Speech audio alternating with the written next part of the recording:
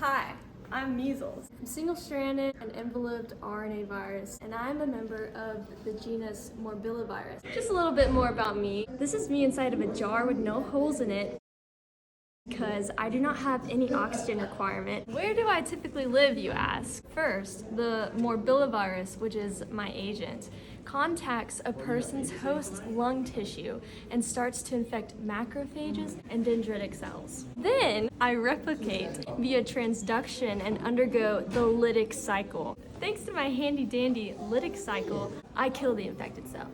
Bacteriophages, lytic enzymes, aka lysins, are made by bacteriophages to digest the cell wall of the infected cells and release my enzymes to pass on to the next victim. To be my friend at UGA, you get special benefits. I will give you a high fever, cough, runny nose, and red watery eyes. Friendship options you can't resist. And not to mention, after a few days of knowing each other, you'll get cute little white spots on the inside of your mouth.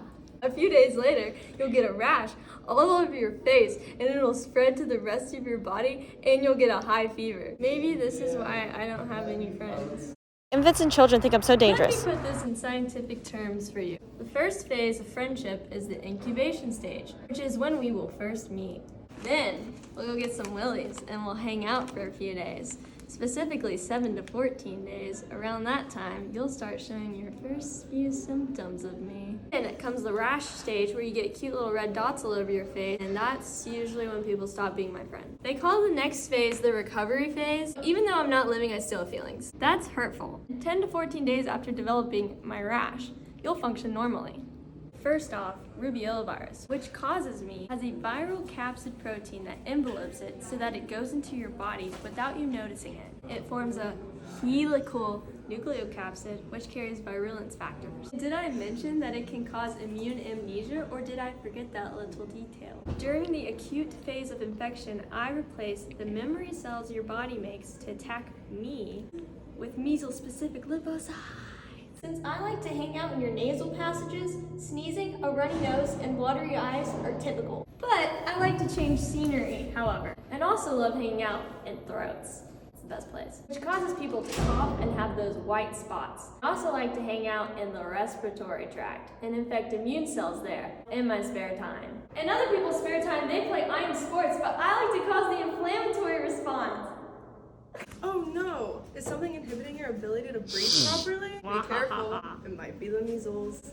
I'm Claudia, an epidemiologist studying the patterns and causes of measles. You might be confused as to why this disease is still talked about, but it is important to know that without proper precautions, this virus continues to be powerful and dangerous. The virus replicates in our respiratory tracts. It is capable of spreading to the lymphatic tissue, and from there, it makes its way all over the body. As it begins taking over the lungs, brain, and skin, it can cause damage to the respiratory tract's epithelium, leading to secondary infection of the lungs and ears. Talk about getting measles.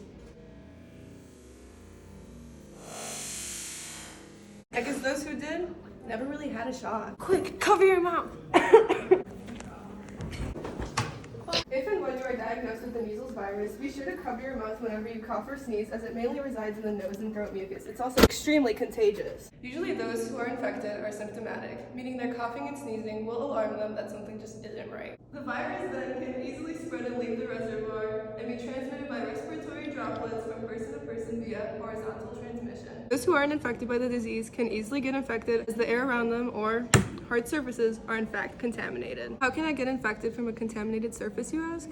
Well, it's quite simple. Without realizing it, you touch the surface and then as an instinct go to rub your eyes, nose, or mouth. Clearly it doesn't take much, so be mindful both as a person who's infected with the disease and as a healthy person. One last thing to remember, these respiratory droplets can remain viable in the air for up to 2 hours.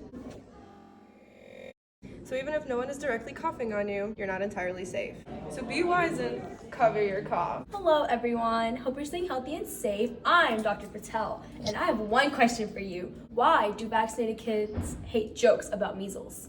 They never get them. That's right, and that's exactly what I hope for you all. Measles is a virus, therefore antibiotics will not work to treat it, so don't bother wasting your time. However, if you have or are a child under the age of 2, have no fear, for vitamin A is with you. Kiddos under 2 years of age can be administered 2 doses of vitamin A in order to decrease post-measles complications, GERD. The best way to reduce and even possibly eliminate the spread of measles would be to receive 2 doses of the MMR vaccine, also known as the measles, mumps, and rubella vaccine. First one would be administered after the first 12 months of life, and the second one at 3 years of age. Ew, shots. An alternative option to the vaccine would be the human normal immunoglobulin treatment, which can provide short-term but immediate antibodies against measles.